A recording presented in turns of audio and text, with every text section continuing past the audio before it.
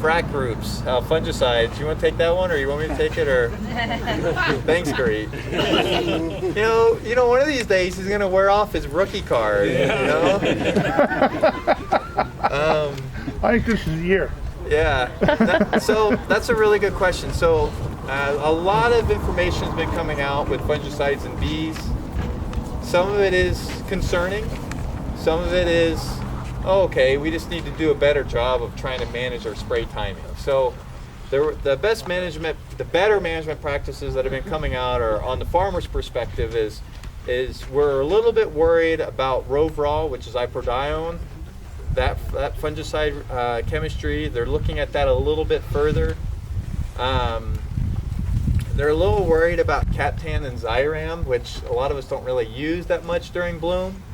So, you know, that one's a little bit easier as a concern.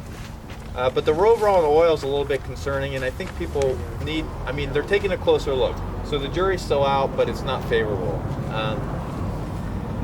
So if we roll that to what do we do on the farmer's perspective, is one, we spray when we need to spray. So this year, you may have not sprayed if you had nonpareil. You may have just put something on your few padres. You may have sprayed just that full bloom. And when you made that timing during bloom, you would time that spray to when the bees weren't active. So it tends to be a little bit later in the day or at night. The idea is you want to apply that material so it's time to dry and when pollen is not being collected from the tree.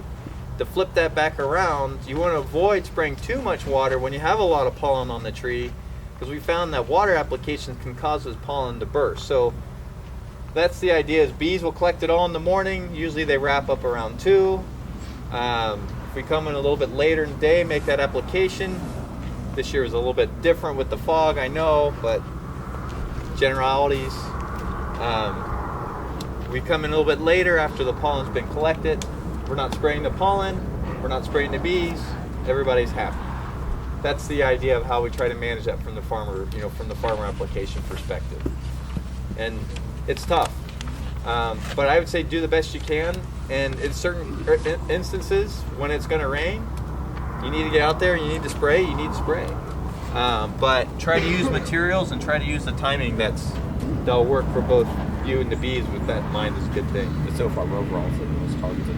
Yeah, I think that's the one that's getting the most thorough look at from the university's perspective. Not the media's perspective, but from the university's media's perspective, it's all of them. Yeah, exactly. So you nailed it.